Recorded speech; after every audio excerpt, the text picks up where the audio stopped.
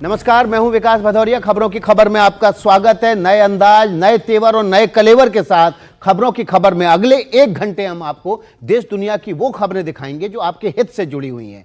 तो पहली खबर की शुरुआत करेंगे हम, और पहली खबर आपके सामने रखने जा रहे हैं अब, और ये खबर जुड़ी हुई है आपके हित से। ये खबर है बिहार की बीपीएससी से जुड़ी हुई। नीतीश कुमार चुप हैं। नीतीश कुमार कहाँ हैं किसी को पता नहीं है। नीतीश कुमार बिहार में पिछले 19 साल से हैं, लेकिन बीते 17 दिनों से छात्रों के एक आंदोलन ने नीतीश कुमार कर सवालों के घेरे में ला दिया है। ये पहली खबर। इसके बाद हम पहली खबर के बाद आपको दूसरी खबर की तरफ ले चलेंगे और आपको बताएंगे कि किस तरह से पब्लिक सर्विस कमीशन बीपीएससी अभ्यर्थियों पर अत्याचार कर रहा है, और ये अत्याचार कैसा है, इस पर नीतीश कुमार क्यों चुप हैं, ये भी हम आपको बताएंगे। और ये बताएंगे कि साथ में जो दूसरी बड़ी खबर है वो दिल्ली से जुड़ी हुई है, चुनावी रेवड़ी से जुड़ी हुई है। आम आदमी पार्टी के नेता अरविंद केजरीवाल ने दिल्ली के में पुजारियों और ग्रंथियों को 18,000 रुपये मासिक तनख्वाह देने का ऐलान किया है। आखिर किसके साथ कौन और कौन खुश है और कौन टेंशन में है, ये सब हम आपको बताएंगे। इसके अलावा तीसरी बड़ी स्टोरी जो है वो हम आपके सामने रखने जा रहे हैं। ये भी आपके हित से जुड़ी हुई है। तीसरी बड़ी स्टोरी जो विमानों के हादसे से जुड़ी हुई है। विमान हादसे से एक बड़ी खबर जो हम आपके सामने रखने जाएंगे वो रखेंगे बर्ड स्ट्राइक की। हम आपको बताएंगे कि एक चिड़िया कैसे जहाज को नीचे गिरा देती है। और चौथी बड़ी स्टोरी होगी वो होगी आपके हित से जुड़ी हुई, और ये बताएगी कि एक और बड़ी जो जानकारी हम आपके सामने रखने जा रहे हैं, इसरो और एक और बड़ा काम करने जा रहा है। इसने इतिहास रचने जा रहा है। आज रात को 10 बजे इस इतिहास रचने की शुरुआत होगी, और जल्दी कोई हिंदुस्तानी चांद के पार भी पहुंचेगा, ये हम आपको बताएंगे। तो चलिए अब हम आपको मैं पहले खबर की शुरुआत करते हैं। और बिहार में बीपीएससी परीक्षा की तैयारी करने वाले छात्र आंदोलन कर रहे हैं। उनकी मांग है कि 13 दिसंबर को जो बीपीएससी की प्रिलिमिनरी परीक्षा ली गई थी उसे राज्य में रद्द कर दिया जाए। इस मांग को लेकर छात्र लगातार धरना और प्रदर्शन कर रहे हैं, और पुलिस उन पर लगातार लाठियां चला रही है और इस कड़ाके की ठंड में वाटर कैनन का भी इस्तेमाल कर रही है। दूसरी तरफ अब छात्रों के आंदोलन में राजनीतिक दलों ने भी एंट्री ले ली है। विपक्षी दल आंदोलनकारी छात्रों के साथ खड़े दिखते हैं, जिसमें प्रशांत किशोर के खिलाफ तो एफआईआर तक हो चुकी है। लेकिन नीतीश कुमार अब भी इस मामले में चुप्पी साधे हुए। हमारी रिपोर्ट देखिए और इस चुप्पी को समझिए।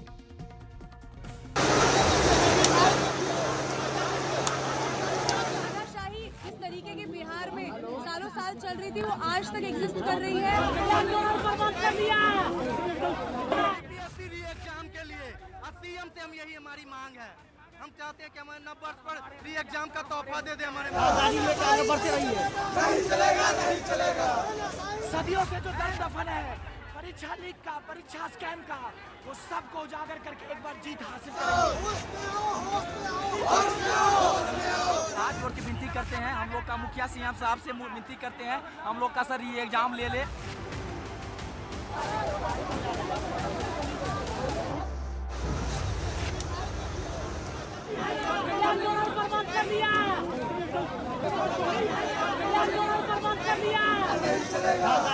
बढ़ते रही है। नहीं चलेगा।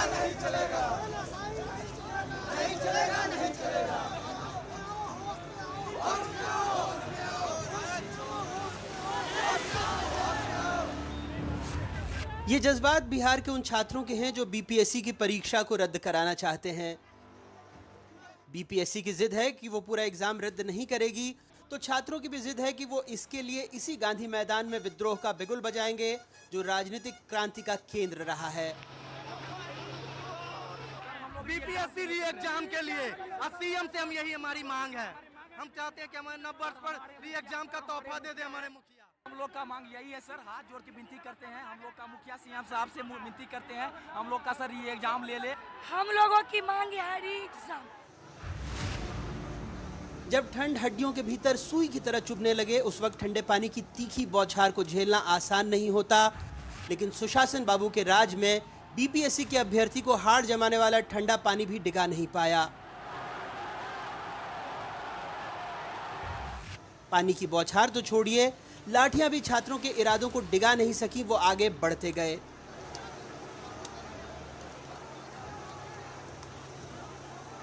ये लड़की को देखिए, आज इस लड़की को चला नहीं जा रहा है। अरे भाई शर्म कीजिए लोग, अब जो मारा है। ठंड का मौसम है और भीड़ को छांटने के लिए, भीड़ को भगाने के लिए वाटर गन्स यूज़ किए जा रहे हैं, जिससे कि भीड़ को हटाया जा सके। यहाँ से लगभग 10,000 से ऊपर स्टूडेंट्स यहाँ मौजूद हैं, प्रोटेस्ट कर रहे थे। आगे जाने से उन्हें पहले रोका गया, बहुत देर समझाने की कोशिश की गई और उसके बाद जो है police water cannon, water gun का यूज़ कर रही है।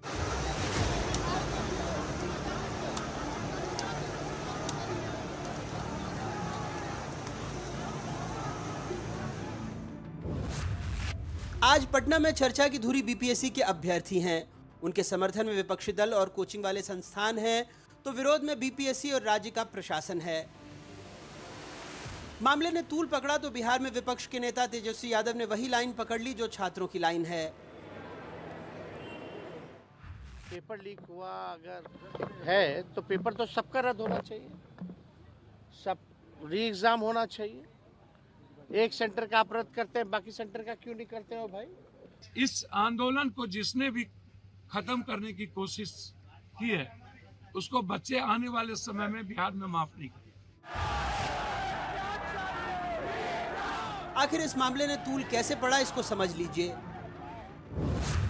13 दिसंबर को बिहार के 912 केंद्रों पर बीपीएससी की 17वीं पीटी परीक्षा हुई, लेकिन पटना के बापू परीक्षा सेंटर में अभ्यर्थियों ने आरोप लगाया कि उन्हें एक तो प्रश्न पत्र आधे घंटे देरी से मिला, दूसरी उसकी सील पहले से टूटी हुई थी।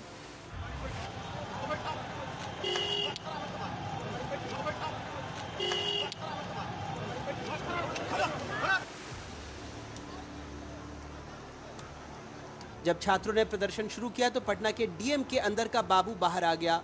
उन्होंने प्रदर्शन कर रहे एक छात्र को थप्पड़ जड़ दिया। उनके समर्थन में आयोग भी उतर आया।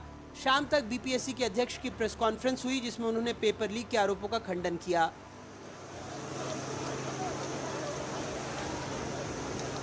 परीक्षा एकदम सुचारू रूप से चल रही थी, सब जगह सुचारू रूप से पूर्ण हुई है और क्वेश्चन पेपर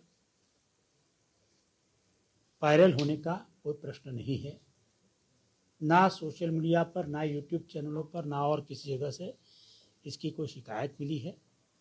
ना प्रूफ की तो मैं बातें नहीं कर रहा हूँ, शिकायत भी हम लोग को नहीं मिली।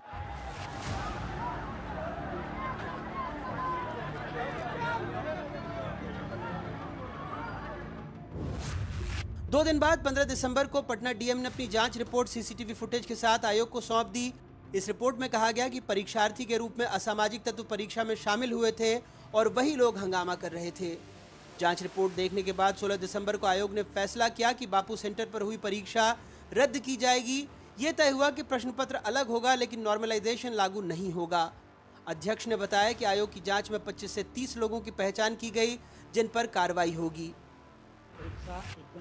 बीपीएससी ने सोचा था उसके तेवर से छात्र नरम पड़ जाएंगे, लेकिन यहां आग और भड़क उठी, जिसको संभालना पटना प्रशासन और बीपीएससी तो छोड़िए नीतीश कुमार की सरकार के लिए मुश्किल होने लगा है। लाठियां बरसाने वाली पुलिस खुद को ही पीड़ित बताने लगी।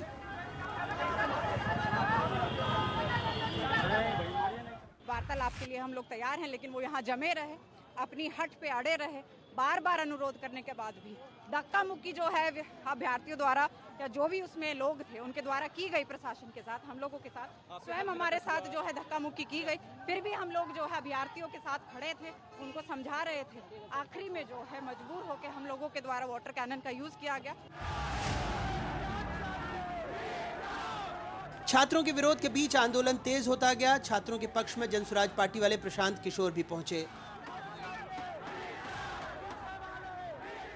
आज आप कोचिंग न करें, अपना पेट काट करके आपके माँ बाप पैसा देकर आपको अगर कोचिंग न कराएं, तो खाली कॉलेज के पढ़ाई से कोई परीक्षा पास नहीं कर सकेगा। ये नीतीश कुमार ने दशा बनाई है। अगर ये लड़ाई लड़नी है तो भैया लंबी लड़ाई के लिए खड़ा होना पड़ेगा।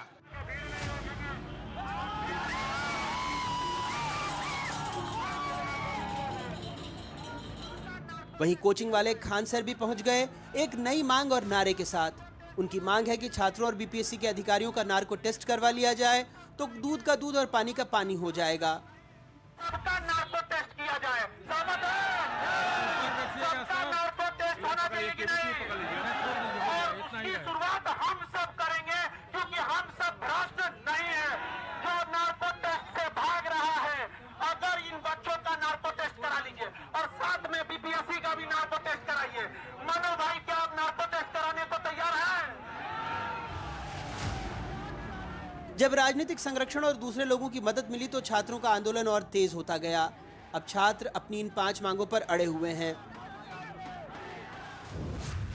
उनकी मांग है कि पीपीएससी की पूरी प्रारंभिक परीक्षा रद्द हो और दोबारा इम्तिहान लिया जाए। ये परीक्षा एक ही हो, रिजल्ट भी एक ही आए, ताकि अभ्यर्थियों के साथ न्याय हो।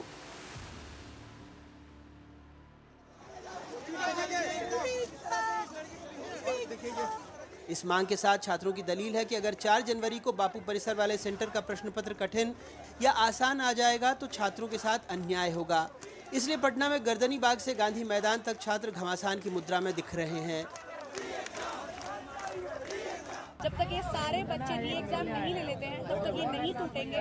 बार बार में हड्डियां जरूर तोड़वा लेंगे, लेकिन अपनी मांग को खत्म होने नहीं देंगे।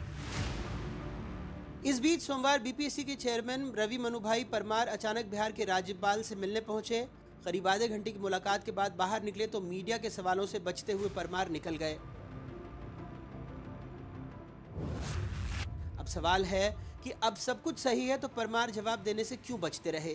जब 13 दिसंबर को बापू परिसर वाले सेंटर में गड़बड़ी हुई ही नहीं थी तो दोबारा इम्तिहान की नौबत क्यों आई?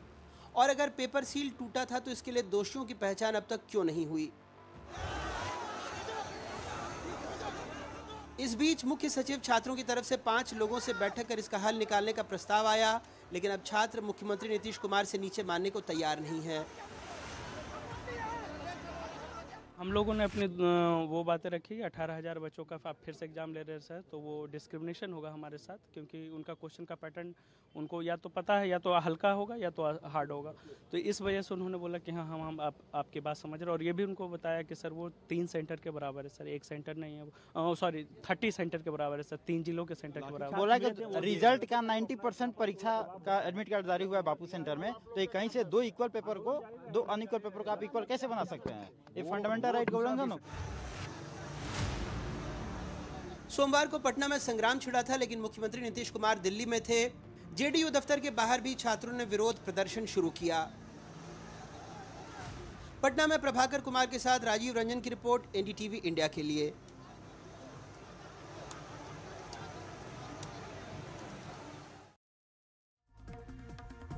हालांकि आंदोलनकारी छात्र पहले इस बात पर अड़े हुए थे कि वो मुख्य सचिव से बात नहीं करेंगे, बल्कि मुख्यमंत्री से ही मुलाकात करेंगे। लेकिन बाद में 5 सदस्यीय प्रतिनिधिमंडल ने बिहार के मुख्य सचिव से मुलाकात की और इस मुलाकात के बाद बात आगे बढ़ी। बीपीएससी के आंदोलनकारी अभ्यर्थियों की 5 प्रमुख मांगे थीं। वो मांगे हम आपके सामने एक एक करके रख रहे हैं। बीपीएससी का पूरा प्रीलिम्स का पर्चा रद्द किया जाए जो पहले हो चुका है, ये प्रमुख मांग थी। इसके अलावा पूरी परीक्षा की उच्च स्तरीय जांच हो, यानी कि जो अभी तक परीक्षा हुई है उसकी एक हाई लेवल कमेटी से जांच हो। छात्रों पर लाठी बरसाने वाले अधिकारियों पर कार्रवाई हो, क्योंकि छात्र तो शांतिपूर्ण धरना दे रहे थे, प्रदर्शन कर रहे थे, उन पर लाठी बरसाने की नौबत आई, ऐसे अधिकारियों पर कार्रवाई हो। सभी छात्रों के खिलाफ किए गए मुकदमे वापस लिए जाएं, ये प्रमुख मांग है, क्योंकि इससे छात्रों का भविष्य बर्बाद हो सकता है। सोनू यादव के परिजनों को 10 लाख रुपया का मुआवजा दिया जाए, ये भी छात्रों की मांग थी, जो कि उन्होंने मुख्य सचिव से बातचीत के दौरान सामने रखी। तो ये वो मांगे थी जो एक एक करके छात्रों ने अपनी मांगों को एक एक करके सामने रखा, और उसके बाद भी जो है आंदोलन जो है वो चलता रहा। 10 लाख रुपए का मुआवजा जब नहीं दिया गया, बीपीएससी के रुख से नहीं लगता है कि दोबारा परीक्षा कराने को वो तैयार होगी। इस पर हमारे सहयोगी प्रभाकर ने बात की है, दिखाते हैं आपको। बीपीएससी के अभ्यर्थी हैं, उनके प्रोटेस्ट का आज 13वां दिन है और काफ़ी अहम दिन आज रहा है। पिछले 10 दिनों से 11 दिनों से इनफैक्ट वो बैठे हुए थे गर्दनी बाग पटना में, जो है वहाँ धरना स्थल पे लगातार बैठे हुए थे और वो इंतज़ार कर रहे थे कि सरकार का कोई प्रतिनिधि आए, उनसे बातचीत करें, लेकिन कोई भी प्रतिनिधि नहीं आया। कल यानी रविवार को जो स्टूडेंट्स हैं उन्होंने जन अदालत लगाने की वहाँ बात की। वो स्टूडेंट्स पार्लियामेंट उसको बोलते हैं, वो स्टूडेंट्स पार्लियामेंट, छात्र संसद लगाने की बात की। और वो गांधी मैदान में हुआ। हालांकि उन्हें उसका परमिशन नहीं दिया गया था, उसके बाद भी वो अपनी जिद पर अड़े रहे और उन्होंने वहाँ छात्र संसद लगाया। उसके बाद से विरोध मार्च निकाला। उसके बाद हमने देखा कि क्या हुआ, जिसमें कि पुलिस ने लाठी चार्ज भी किया और उनके ऊपर वाटर कैनन का प्रयोग किया गया, लाठी चार्ज किया गया और काफ़ी स्टूडेंट्स को चोट आया, काफ़ी लोगों के ऊपर केस भी हुआ है। 700 अननोन स्टूडेंट्स के ऊपर केस हुआ है, 21 नॉन लोगों पर केस हुआ है, जिसमें प्रशांत किशोर भी हैं, क्योंकि वो भी कल रविवार को स्टूडेंट के साथ वहाँ मौजूद थे जब वहाँ पर छात्र संसद हो रहा था, जब विरोध मार्च हो रहा था। लेकिन आज की जो का दिन है वो काफ़ी अहम रहा है। आज 5 सदस्यीय प्रतिनिधिमंडल गया, मुख्य सचिव से उनकी मुलाकात हुई। हालांकि छात्र ये लगातार बोलते रहे हैं कि मुख्यमंत्री से नीचे वो किसी से बात नहीं करेंगे, लेकिन अगर सरकार के आप संरचना को देखेंगे तो दूसरा जो सबसे महत्वपूर्ण आदमी होता है सरकार में वो मुख्य सचिव होता है। एक तरह से सरकार है वो, तो मुख्य सचिव से आज उनकी मुलाकात हुई। उन्होंने अपने 5 डिमांड्स रखे हैं मुख्य सचिव के सामने। जो पहली डिमांड है, सबसे महत्वपूर्ण डिमांड है कि जो प्रीलिम्स एग्जाम हुए हैं बीपीएससी के, उसे कैंसिल किया जाए और री एग्जामिनेशन हुआ जाए। उसके बाद इसमें इंक्वायरी हो और जो भी दोषी हैं उनके खिलाफ कार्रवाई हो। जितने भी स्टूडेंट्स के खिलाफ केस किए गए हैं उसे वापस लिया जाए। जिन अधिकारियों ने लाठी चार्ज का आदेश दिया स्टूडेंट्स के ऊपर, उनके ऊपर भी कार्रवाई की जाए। और एक सोनू यादव करके लड़का है जिसने आत्महत्या कर ली इस पूरे मामले पे, तो सोनू यादव के परिवार को 10 लाख का मुआवजा दिया जाए। तो ये 5 मांगे हैं जो कि स्टूडेंट्स ने मुख्य सचिव के सामने रखे। मुख्य सचिव ने अभी तक इस पर कोई आश्वासन नहीं दिया है। उनका कहना है कि पहले इन बिंदुओं पर वो जाँच करेंगे और उसके बाद ही वो बता पाएंगे कि इसमें से कौन सी मांग उनकी पूरी की जा सकती है, कौन सी मांग पूरी नहीं हो सकती। लेकिन एक बड़ा स्टेप आज ये हुआ है कि पहली बार जो विरोधी छात्र हैं, जो आंदोलन कर रहे हैं, उनकी जो सरकार में जो सबसे उच्च स्तर पे बातचीत हो सकती है, मुख्यमंत्री के बाद जो सेकंड मोस्ट इम्पॉर्टेंट आदमी है सरकार में, उनसे बातचीत हुई है। और ये सरकार, ये जो छात्र हैं ये उम्मीद कर रहे हैं कि जल्दी ही कोई रास्ता निकलेगा और उन्हें कोई वहाँ से सकारात्मक जवाब मिलेगा। हालांकि अभी फ़िलहाल जब तक कोई जवाब नहीं आता और सकारात्मक जवाब नहीं आता, तब तक इनका आंदोलन जो है वो जारी है। जी, ग्राउंड जीरो से प्रभाकर की आपने रिपोर्ट देखी पटना से। अब पटना से सीधे चलते हैं दिल्ली, और दिल्ली में सर्दी के बीच अरविंद केजरीवाल के एक बयान ने सियासी तापमान राजधानी का बढ़ा दिया है। केजरीवाल ने पुजारी ग्रंथी सम्मान योजना की घोषणा की है, जिसके तहत पुजारियों ग्रंथियों को हर महीने 18,000 रुपए देने का वायदा किया गया है। बीजेपी ने इस पर आपत्ति जताई और कहा है कि केजरीवाल का यह दाव चुनावी है। कम से कम पुजारियों और ग्रंथियों की योजना को रोकने की कोशिश ना करें, बहुत पाप लगेगा। इस योजना को रोकने की कोशिश करेंगे तो बहुत पाप लगेगा। आम आदमी पार्टी के संयोजक अरविंद केजरीवाल ने दिल्ली विधानसभा चुनावों के पहले वादों की झड़ी लगा दी है। ताजा ऐलान यह है कि उनकी सरकार पुजारियों और ग्रंथियों को हर महीने 18,000 रुपए देगी। केजरीवाल का कहना है कि देश में कहीं भी इस तरह की योजना नहीं है। ऐसे में वो चाहते हैं कि कांग्रेस और बीजेपी आपसे सीखकर अपने प्रदेशों में भी इस तरह की योजना को लागू करे। आज जो योजना का मैं ऐलान करने जा रहा हूँ, इस योजना का नाम है पुजारी ग्रंथी सम्मान योजना। इस योजना के तहत मंदिरों में भगवान की पूजा करने वाले लोगों को पूजा करवाने वाले पुजारियों को और गुरुद्वारे में ग्रंथियों को हर महीने सम्मान राशि देने का प्रावधान है। लगभग 18,000 रुपये महीना इनको सम्मान राशि दी जाएगी हमारी सरकार बनने पर। हिंदू मंदिर के पुजारियों और गुरुद्वारों के ग्रंथियों के लिए इस योजना की शुरुआत मंगलवार को की जाएगी। केजरीवाल खुद दिल्ली के कनॉट प्लेस स्थित हनुमान मंदिर जाकर इस योजना की शुरुआत करेंगे। पूरी दिल्ली में रजिस्ट्रेशन की शुरुआत भी की जाएगी। योजना के ऐलान के बाद पुजारी और ग्रंथी केजरीवाल के घर पहुंचे। संतुष्ट होकर बात किया और बात करके उन्होंने कहा कि सारे मंदिरों के जितने भी हमारे दिल्ली के मंदिर हैं, उन मंदिरों के सभी पुजारियों के लिए 18,000 रुपये मासिक बांधने की उन्होंने वचन दिया। उन्होंने कहा कि हम आप मंदिर के पुजारियों को और गुरुद्वारा के ग्रंथियों को 18,000 रुपये का सम्मान राशि। आप लोग संतुष्ट हैं क्या इससे? हाँ, संतुष्ट है। वो जो काम करते हैं और जो उन्होंने वायदा किया है वो जरूर पूरा करते हैं, इसमें कोई शक वाली बात नहीं है। बाकी जो ये भगवान इनको ऊपर के लिए जो वाहिगुरु के ऊपर चढ़ती कला बख्शे और ये मतलब सेवा करें और अरदासें सुने, और इनके लिए हम तो यही अरदास करेंगे भगवान इनको हमेशा के लिए चढ़ती कला रखें। एक तरफ केजरीवाल पुजारियों और ग्रंथियों को 18,000 रुपए देने की बात कर रहे हैं। वहीं दिल्ली के इमामों को पिछले 17 महीने से सैलरी नहीं मिल पा रही। हफ्ते भर में 2 बार इमाम केजरीवाल के घर उनसे मिलने पहुंचे ताकि वेतन दे दिया जाए। 17 महीने हो गए और एक दिन के बाद 18 महीने हो जाएंगे। हमारी तनख्वाह नहीं मिली है और हम पिछले 6 महीने से बराबर प्रयास कर रहे हैं। मुख्यमंत्री से मिले हैं, एलजी से मिले हैं, अश्वनी कुमार से मिले हैं जो एडमिनिस्ट्रेटर हैं, जो पूरी दिल्ली को देख रहे हैं। छोटे बड़े जितने भी अफसर हैं उन तमाम लोगों से मिलकर हम परेशान होकर यहाँ आए हैं ताकि अरविंद केजरीवाल से भी पूछें कि भाई आपकी पार्टी, आपकी सरकार हमें सैलरी क्यों नहीं दे रही है। केजरीवाल को इस बात का भी डर है कि कहीं उनकी योजना में कोई रुकावट ना आ जाए।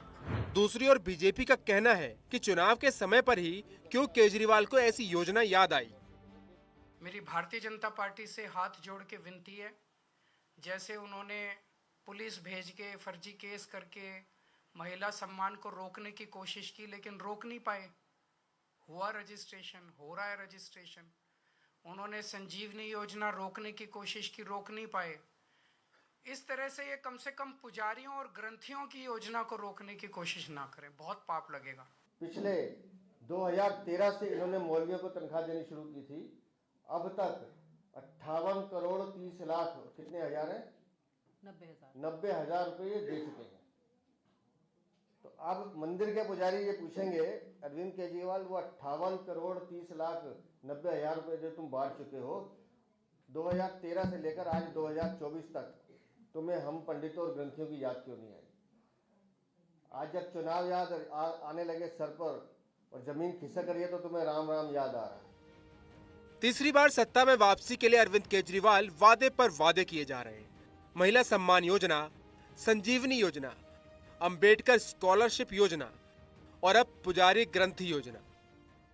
देश के अलग अलग राज्यों में महिलाओं के लिए शुरू हुई योजनाओं के बाद आम आदमी पार्टी दिल्ली में एक कदम और आगे बढ़ गई है। बीजेपी का आरोप है कि दिल्ली का सरप्लस बजट आम आदमी पार्टी के कारण घाटे में आ गया। सवाल है कि जनता रेवड़ी कल्चर में विश्वास करेगी या काम पर। सवाल ये भी है कि क्या धार्मिक कार्ड खेल कर केजरीवाल बीजेपी को मात दे पाएंगे। कैमरा पर्सन कानन पात्रा के साथ मैं अश्विनी कुमार, एनडीटीवी इंडिया के लिए।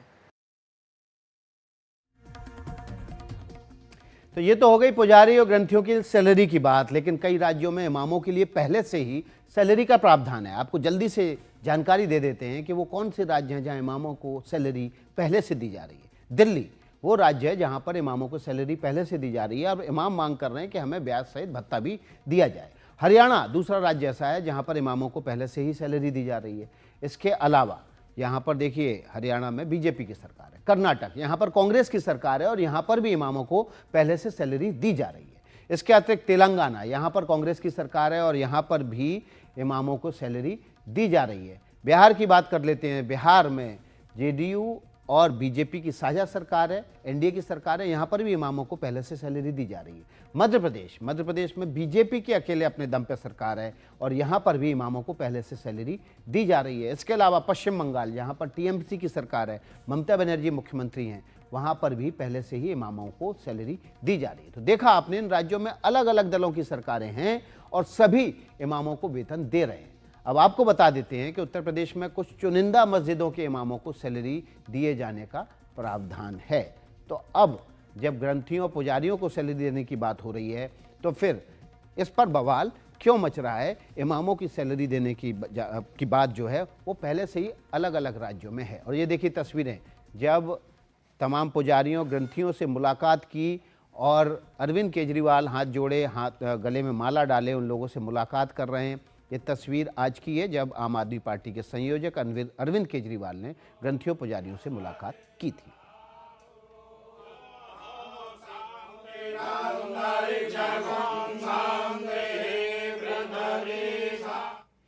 तो चलिए अब बात कर लेते हैं अगली खबर की। एक चिड़िया जहाज कैसे गिरा देती है। जाता हुआ 2024 का साल जो है रुलाता हुआ जा रहा है। इस साल का आखिरी महीना यानी दिसंबर विमान यात्रियों के लिए काला महीना साबित हुआ है।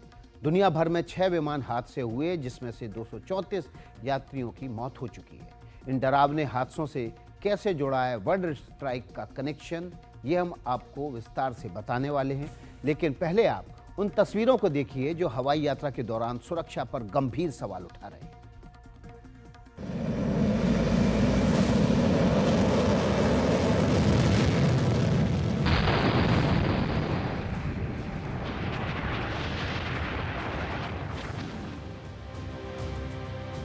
दक्षिण कोरिया में मुआन, कजाकिस्तान में अक्ताओ, ब्राजील में ग्रामाडो, पापुआ न्यू गिनी, अर्जेंटीना में ब्यूनस आयर्स और अमेरिका में होनोलुलु।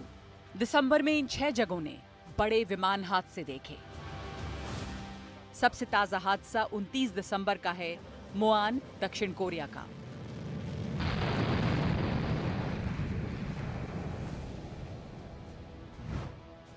जब विमान रनवे से आगे निकल गया, लैंडिंग गियर फेल होने से हुए हादसे में 179 यात्रियों की मौत हुई। इससे पहले 25 दिसंबर को कजाकिस्तान के अक्ताऊ में अजरबैजान एयरलाइंस का एक विमान गिर गया। शुरू में कहा गया कि इमरजेंसी लैंडिंग करते वक्त ये क्रैश हुआ, लेकिन बाद में पता चला कि विमान रूसी हमले की चपेट में आया। इस हादसे में 38 लोगों की मौत हो गई और 28 लोग बच भी गए।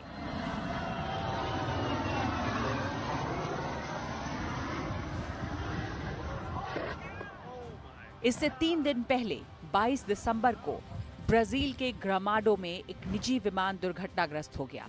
हादसे में एक ही परिवार के 10 लोगों की मौत हो गई। इसी दिन यानी 22 दिसंबर को ही पापुआ न्यू गिनी में एक ब्रिटन नॉर्मन BN-2B 26 दुर्घटनाग्रस्त हो गया। विमान में सवार 5 लोगों की मौत हो गई। इसी महीने 19 दिसंबर को अर्जेंटीना के ब्यूनस आयर्स में सैन फर्नांडो एयरपोर्ट पर हादसा हुआ, जिसमें विमान में सवार 2 पायलट मारे गए। 17 दिसंबर को होनोलुलु में एक विमान एक इमारत से टकरा गया। ये हादसा ट्रेनिंग के दौरान हुआ और इस हादसे में दोनों पायलट की जान चली गई। विमानों ने सफर को छोटा और आरामदायक जरूर बनाया है, लेकिन कई बार कुछ छोटी गलतियां, कुछ तकनीकी खराबियां सैकड़ों जिंदगियों पर भारी पड़ रही हैं। तो अगर विमान में यात्रा की उड़ान जो है वो आपकी यात्रा आखिरी साबित हो जाए तो इससे बड़ी चिंता की बात और कुछ नहीं हो सकती, क्योंकि विमान को सबसे सुरक्षित साधन के रूप में दुनिया में जाना जाता है।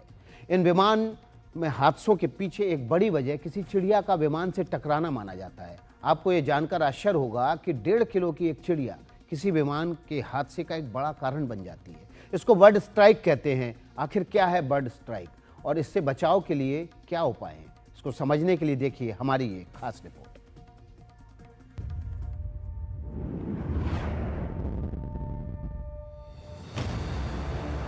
दिसंबर के महीने में दुनिया भर में 6 बड़े विमान हादसे हुए। इन हादसों के बाद सवाल उठा कि धरती के लोगों के लिए आसमान सुरक्षित नहीं है। उसमें भी दक्षिण कोरिया में हुआ विमान हादसा सबसे खौफनाक रहा, जिसमें 181 यात्रियों में से 189 यात्रियों की मौत हो गई। देश में 101 B737-800 सीरीज के विमान संचालित हो रहे हैं। हम इन B737-800 विमान पर जांच करने की संभावना तलाश रहे हैं। अंतर्राष्ट्रीय मीडिया के मुताबिक दक्षिण कोरिया का विमान 29 दिसंबर यानी रविवार को बैंकॉक से दक्षिण कोरिया के मुआन जा रहा था। सुबह 5:27 पर मुआन इंटरनेशनल एयरपोर्ट के ATC ने बर्ड स्ट्राइक का अलर्ट जारी किया। सुबह 5:28 पर पायलट ने इमरजेंसी मैसेज भेजा। सुबह 5:30 पर प्लेन को रनवे पर उतरना था, लेकिन लैंडिंग गियर खुला ही नहीं। तब इमरजेंसी में बेली लैंडिंग कराई गई, जिसमें विमान की बॉडी सीधे रनवे से टकरा गई। सुबह 5:33 पर रनवे पर फिसलते हुए प्लेन बाउंड्री वॉल से जा टकराया, जिसके बाद प्लेन में धमाका हुआ, भीषण आग लगी और 179 मासूमों की जान चली गई। इसलिए आज आपके लिए ये जानना जरूरी होता है कि किसी विमान के लिए बर्ड स्ट्राइक कितना खतरनाक होता है। 90% बर्ड स्ट्राइक रनवे के आसपास ही होते हैं। एक रिपोर्ट के मुताबिक 1.8 किलो का एक पक्षी जब किसी तेज रफ्तार विमान से टकराता है तो 3.5 लाख न्यूटन का फोर्स पैदा होता है। अगर इसको बंदूक की बुलेट से तुलना करके देखें तो ये एक बुलेट की तुलना में करीब 130 गुना ज्यादा भयानक टक्कर होती है। इसलिए किसी पक्षी या रनवे पर किसी छोटे जानवर का टकराना किसी विमान के लिए भारी हादसे का कारण बन जाता है। डिपेंड करता है कितनी बड़ी बर्ड हो और कहाँ पे वो बर्ड लगे। बर्ड की वजह से, सिर्फ बर्ड की वजह से एक्सीडेंट नहीं होगा, कोई और तकनीकी कारण और बर्ड तो जब दिन ख़राब होता है तब सब चीज़ें अगर एक साथ मिलें तो उसकी वजह से एक्सीडेंट होता है। ये एक्सीडेंट बहुत ही मतलब रेयर टाइप के होते हैं। छोटे जहाज़ों में ज़्यादा दिक्कत है, बिकॉज़ छोटे जहाज़ों में जैसे हेलीकॉप्टर है उसमें तो बर्ड विंडशील्ड तोड़ के अंदर भी आ सकती है, या अगर उनका टेल रोटर पे लगे तो वो बहुत क्रिटिकल है। टेल रोटर में लगेगा तो हेलीकॉप्टर घूमना शुरू कर देगी किस सन पे। छोटे जहाज़ पे लगे तो उसमें सिमिलर प्रॉब्लम है। बड़े जहाज़ों में सेफ्टी फीचर्स बहुत होते हैं, रिडंडेंसी बड़ी होती है। सो बहुत सारे कारण होते हैं बर्ड हिट के और उनसे जो नुकसान हो सकते हैं। दुनिया में आसमानी उड़ान 121 साल पहले शुरू हुई थी। उसके बाद से ही बर्ड स्ट्राइक की समस्या सिर पर सवार रहती है। इससे बचाव के लिए प्रयास तो होते हैं, फिर भी कोई ना कोई भीषण दुर्घटना हो ही जाती है। इसलिए बर्ड स्ट्राइक से बचने के लिए अलग अलग उपाय किए जाते हैं। दुनिया के कई बड़े एयरपोर्ट पर प्लेन को बर्ड स्ट्राइक से बचाने के लिए शूटर तैनात किए जाते हैं। वहीं कई जगहों पर लेजर लाइट या लेजर गन का इस्तेमाल किया जाता है, जबकि कुछ जगहों पर गन शॉट से लेकर अलग अलग आवाज निकाले जाते हैं जिनसे पक्षियों को भगाया जा सके। एयरपोर्ट है, एयरपोर्ट के आसपास जहाँ पे ये जहाज़ टेक ऑफ और लैंडिंग करते हैं उसके आसपास साफ़ सफाई सबसे ज़रूरी है। बर्ड किस चीज़ से अट्रैक्ट होती है, या तो जैसे बारिश के बाद या सुबह अगर घास है, घास में कीड़े आएंगे या कोई और जानवर आएंगे तो बर्ड्स आएगी, चील आएगी। उससे बड़े जैसे पहले वल्चर्स होते थे तो वो आते थे अपना शिकार करने, तो वो एरिया साफ करना पड़ेगा। आसपास अगर फॉरेस्ट हैं तो फॉरेस्ट किस टाइप की घास उग रही है, उस घास में ऐसे प्राणी आते हैं कि नहीं। रूल्स हैं इसके बारे में, बट उसको एनफोर्स करना ज़रूरी है। यहाँ पे एनफोर्समेंट की बहुत बड़ी प्रॉब्लम है। उम्मीद यही की जानी चाहिए कि नए साल का आगाज सुरक्षित हवाई उड़ानों के साथ हो, जहां बर्ड स्ट्राइक का खतरा सैकड़ों मुसाफिरों की जान से ना खेले। Bureau report, NDTV India. हवाई उड़ान के बाद अब अंतरिक्ष उड़ान की बात कर लेते हैं। भारत अंतरिक्ष में एक गौरवशाली उड़ान भरने जा रहा है और ये उड़ान भारत के लिए बेहद महत्वपूर्ण भी है। स्वदेशी तरीके से विकसित डॉकिंग तकनीक के जरिए इसरो 2 स्पेसक्राफ्ट को आपस में जोड़ने की तैयारी कर चुका है। इस मिशन की कामयाबी के साथ ही भारत रूस, अमेरिका और चीन की बराबरी कर लेगा। आइए आपको एक रिपोर्ट के जरिए बताते हैं कि अंतरिक्ष में इसरो का ये कदम कितना अहम है और कितना बड़ा है। 7, 6, 5, 4, 3, 2, 1, 0। रात के 10 बजते ही भारतीय अंतरिक्ष कार्यक्रम के इतिहास में एक और मील का पत्थर शामिल हो जाएगा। श्रीहरिकोटा के सतीश धवन अंतरिक्ष केंद्र से PSLV C60 के जरिए स्पेडेक्स मिशन को अंजाम देने की पूरी तैयारी हो चुकी है। अंतरिक्ष की दुनिया में अपने बूते डॉकिंग अनडॉकिंग की तकनीक को अंजाम देने में सिर्फ रूस, अमेरिका और चीन को महारत हासिल है। अब भारत भी इस ग्रुप में शामिल होने की तैयारी में है। हमने इसरो प्रमुख डॉक्टर S सोमनाथ से पूछा कि भारत आखिर क्या करने वाला है। ये डॉकिंग अनडॉकिंग का एक्सपेरिमेंट क्या करने वाला है भारत? आप जो 2 उपग्रह है ऑर्बिट में और जो चीज़ है उसको जुड़ाने की और उसमें जो कई काम करने के उसको आपस में ला के कई काम करने के लिए हमको एक प्रॉक्सिमिटी ऑपरेशन की ज़रूरत है। उसके पास जाके उसको कैच करना है, उसको रिजिडाइज करना है। जो आदमी है वो एक उपग्रह में और उसमें ट्रांसफर करना है। जैसे सुनीता विलियम्स गए थे, क्रू लाइनर में गई और एंटर की स्पेस स्टेशन। उसी समय उनको एक सील्ड यूनिट तो बनाना है, उस तरह हमको ट्रांसफर हो जाए। इस सभी के लिए हमको डॉकिंग की जरूरत है। अंतरिक्ष में सबसे पहले अमेरिका ने 16 मार्च 1966 को डॉकिंग की थी। इसी तरह सोवियत संघ ने पहली बार 30 अक्टूबर 1967 को 2 स्पेसक्राफ्ट अंतरिक्ष में डॉक किए थे, जबकि चीन ने पहली बार स्पेस डॉकिंग 2 नवंबर 2011 में की थी। If you take this pen with the pen and the cap, fitting it in a stable manner is what we call as docking. This is an acrobatic effort that we are going to do in the space, which is actually a very complex process, but happens to be very fundamental to many of the future space aspirations that ISRO holds. ISRO के spade x mission के तहत 229 ton वजन के PSLV rocket से 2 छोटे उपग्रहों को प्रक्षेपित किया जाएगा। ये उपग्रह 470 किलोमीटर की ऊंचाई पर से डॉकिंग और अनडॉकिंग करेंगे। कितना मुश्किल है डॉकिंग अनडॉकिंग करना? क्या ये सैटेलाइट धीमे धीमे चलते हैं या बहुत तेजी से होते हैं, उनको पास लाना पड़ता है? बहुत तेजी से चलते हैं। उसका स्पीड तो है 7.8 किलोमीटर पर सेकंड है, पर यहाँ 2 उपग्रह है एक ही स्पीड में चलते हैं, सो इसका रिलेटिव स्पीड है, उसका डिफरेंस है, तो कितना कमी होती है। तो हमने ये कंट्रोल IC कंट्रोल करेंगे कि हम स्पीड तो ग्राउंड में आपको उसमें एक में बैठे तो दूसरा को देखे तो चलता भी नहीं लगेगा। ये तो 1 सेंटीमीटर पर सेकंड तो स्पीड है, वो आपस में एक डायरेक्शन में, और दोनों डायरेक्शन में स्पीड तो 0 ही होगा। माने दोनों तेजी से जा रहे हैं लेकिन साथ साथ जाएंगे और फिर जुड़ जाएंगे। जो आपने देखा 2 ट्रेन जाते हैं ट्रेन ट्रैक पे, ऐसे कितने जोर से चलते हैं, उसमें आपस पे डोर के डोर कब कैसे जाऊं, बात हो सकती है लेकिन कम होती है।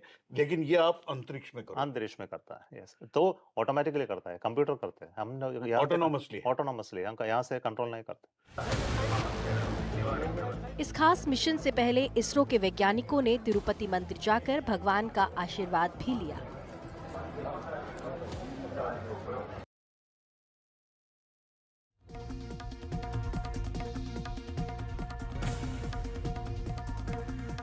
तो भारत अंतरिक्ष में एक बड़ा कारनामा करने जा रहा है, लेकिन ये समझने के लिए कि डॉकिंग अनडॉकिंग क्या होती है, ये हम आपको बताने के लिए खास ग्राफिक्स तैयार किया है। और ये ग्राफिक्स तैयार करके हम बड़ी आसान भाषा में आपको समझाएंगे कि ये क्यों महत्वपूर्ण है, डॉकिंग अनडॉकिंग से भारत को क्या हासिल होगा। तो सबसे पहले जान लीजिए कि जिन 2 सैटेलाइट की डॉकिंग या अनडॉकिंग होगी, उनकी रफ्तार बंदूक की गोली से तेज होगी, तकरीबन 10 गुना तेजी से ये दोनों सैटेलाइट जो है वो एक दूसरे से दूर जा रहे होंगे। डॉकिंग का मतलब है सैटेलाइट का पास आना, और अनडॉकिंग का मतलब है सैटेलाइट का एक दूसरे से दूर जाना। और जब ये दोनों सैटेलाइट एक साथ चल रहे होंगे तो दोनों 28,000 किलोमीटर प्रति घंटे की रफ्तार से उड़ रहे होंगे, और उसके बाद जब ये डॉकिंग करेंगे, जब एक दूसरे के नज़दीक आएंगे, तो इनकी जो रफ्तार होगी वो 0.25 किलोमीटर प्रति घंटे तक आ जाएगी। इससे अंतरिक्ष में स्टेशन बनाने में भारत को मदद मिलेगी। इसके जरिए अंतरिक्ष में यात्रियों को भेज पाना भी आसान होगा। अंतरिक्ष यात्रा के लिए चांद पर भेज पाना यात्रियों को आसान होगा। चांद से सैंपल कलेक्ट करके वापस अंतरिक्ष स्टेशन पर लाना ये भी ज़रूरी होगा, ये भी आसान हो जाएगा। और जो ज़रूरी उपकरण हैं उनको ले जाके और वापस ले आना भी आसान होगा। और देखिए, मलबा हटाने के लिए, जो अंतरिक्ष में मलबा फैला हुआ है उसको हटाने के लिए भी डॉकिंग अनडॉकिंग पर जब महारत भारत की हासिल हो जाएगी तो ये बेहद महत्वपूर्ण हो जाएगा। इसी तरह से जो तमाम तकनीकी मदद हैं वो अनडॉकिंग डॉकिंग की तकनीक हासिल करने के बाद उससे भारत को एक महारत मिल जाएगी, और भारत रूस, चीन, अमेरिका जैसी तमाम उन बड़े क्लब में शामिल हो जाएगा। एलीट ग्लोबल क्लब है उसमें शामिल हो जाएगा, और भारत चौथा ऐसा देश होगा जिसके पास डॉकिंग अनडॉकिंग जैसी टेक्नोलॉजी पर महारत हासिल होगी।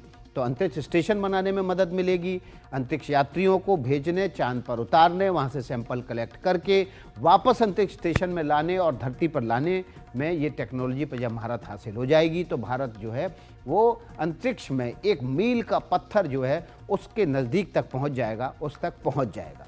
तो चलिए, ये तो हमने अंतरिक्ष की बात आपको बताई। अब हम आपको बताते हैं भारतीय समाज में फूफा के नाराज होने की।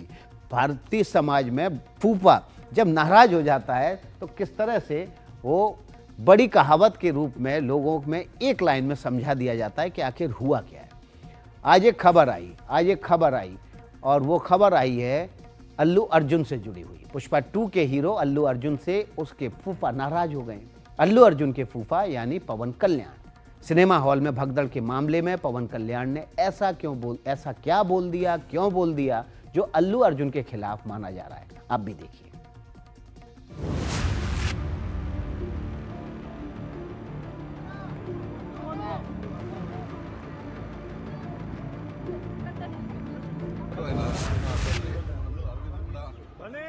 क्या फूफा जी पुष्पा से नाराज हो गए हैं? बात आगे बढ़ाने से पहले आपको बता दें कि यहाँ फूफा कौन है। दरअसल अल्लू अर्जुन के पिता अल्लू अरविंद हैं और अल्लू अरविंद की बहन सुरेखा की शादी हुई है सुपरस्टार चिरंजीवी के साथ, यानी चिरंजीवी अल्लू अर्जुन के फूफा हुए। जाहिर है चिरंजीवी के छोटे भाई पवन कल्याण भी रिश्ते में अल्लू अर्जुन के फूफा ही लगेंगे। दरअसल फिल्म पुष्पा 2 की स्क्रीनिंग के दौरान हैदराबाद के संध्या थिएटर में मची भगदड़ और फिर इसी मामले में अल्लू अर्जुन की गिरफ्तारी पर 17 दिन की चुप्पी के बाद पवन कल्याण ने बयान दिया है और इस बयान में वो अल्लू अर्जुन पर ही हमलावर नजर आए। पवन कल्याण ने पत्रकारों से अनौपचारिक बातचीत में कहा कि कानून सभी के लिए बराबर है, पुलिस को लोगों की सुरक्षा को ध्यान में रखते हुए काम करना चाहिए। पवन कल्याण ने तेलंगाना के मुख्यमंत्री रेवंत रेड्डी की भी तारीफ की। उन्होंने रेवंत रेड्डी को बड़ा नेता बताया और लगे हाथ ये भी कह दिया कि अल्लू अर्जुन ने भगदड़ में मारी गई महिला के परिवार से मिलने में देर की। अल्लू अर्जुन के बारे में बोलते हुए पवन कल्याण ने अपने बड़े भाई चिरंजीवी का भी जिक्र किया। उन्होंने कहा कि चिरंजीवी भी फिल्मों की स्क्रीनिंग में शामिल होते थे, लेकिन वो मास्क पहन कर जाते थे ताकि किसी तरह का हंगामा ना हो। ऐसा कहा जाता है कि पवन कल्याण यानी छोटे फूफा से अल्लू अर्जुन की नहीं बनती है। जेल से छूटने के बाद भी अल्लू चिरंजीवी से तो मिले, लेकिन पवन कल्याण से नहीं मिले। अब पवन कल्याण ने ये कहकर बात और बढ़ा दी है कि अब तक इस मामले में रेवंत रेड्डी का रवैया बिल्कुल ठीक रहा है। आप बिजनेस कर लो, आप पिक्चर निकालो, पैसे कमाओ, सरकार से इंसेंटिव्स ले लो, सब्सिडीज ले लो, स्पेशल प्रिविलेज शूटिंग के लिए जो होना है वो मांगो, मगर किसी का हत्या होने के बाद, किसी का जान बचाने के बाद, किसी का जान लेने के बाद आज स्पेशल प्रिविलेज मांगे तो ये सरकार में नहीं मिलने वाले। मैं जब तक मैं कुर्सी में रहता हूं तब तक नहीं देता हूं। पहले अल्लू अर्जुन के समर्थन में बीजेपी के भी कुछ बड़े नेताओं ने बयान दिए थे। Bureau report, NDTV India. America के पूर्व राष्ट्रपति जिमी कार्टर के निधन से भारत में एक गांव कुछ ज्यादा ही गमगीन है। क्यों, बताएंगे ब्रेक के बाद।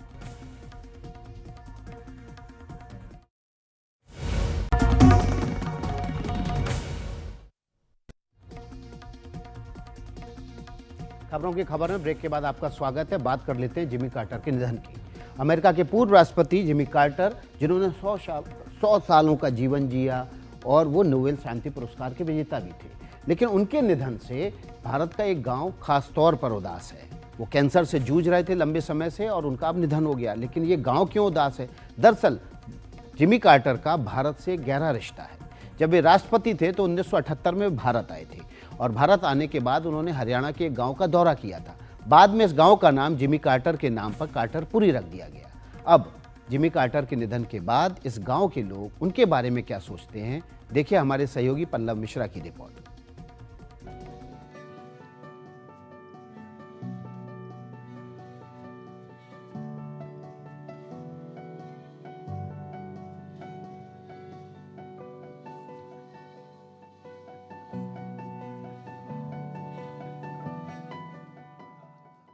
हरियाणा का ये गांव अचानक सुर्खियों में आ गया है। आज से करीब 47 साल पहले ये छोटा सा गांव तब सुर्खियों में आया था जब अमेरिका के तब के राष्ट्रपति जिमी कार्टर अपनी पत्नी रोजलिन के साथ इस गांव में पहुंचे थे।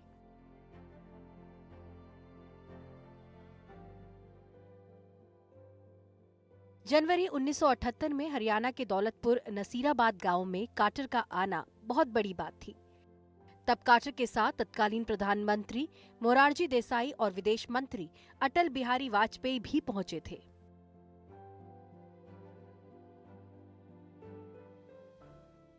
कार्टर के कदम पड़ने के साथ इस गांव का न सिर्फ कायाकल्प हुआ बल्कि नाम भी बदल गया। आज ये गांव भारत के नक्शे पर कार्टरपुरी के नाम से जाना जाता है। कार्टर जब दौलतपुर नसीराबाद गांव में आए थे तो उस वक्त जश्न का माहौल था। आसपास के कई गांव के लोग यहां पहुंचे थे। उस वक्त दीपचंद यादव ने पूर्व राष्ट्रपति जिमी कार्टर और उनकी पत्नी का स्वागत किया था। हालांकि दीपचंद तो अब नहीं है, लेकिन उनके बेटे नंबरदार मनोहर लाल और उनकी बहू वीरवती को वो दिन आज भी याद है। मनोहर लाल के अनुसार जिमी कार्टर का स्वागत पूरे हिंदू रीति रिवाज के साथ हरियाणा के पारंपरिक तरीके से किया गया था।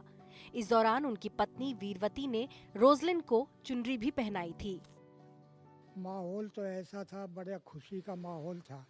जितने भी आदमी औरतें थी सब खुश हो रही थी। आज हमारे गांव में जिमी कार्टर आ रहे हैं, उनकी मिसेज उनके साथ थी, उस करके वो और भी ज़्यादा औरतें खुशी थी, हमारी सहेली बन गई।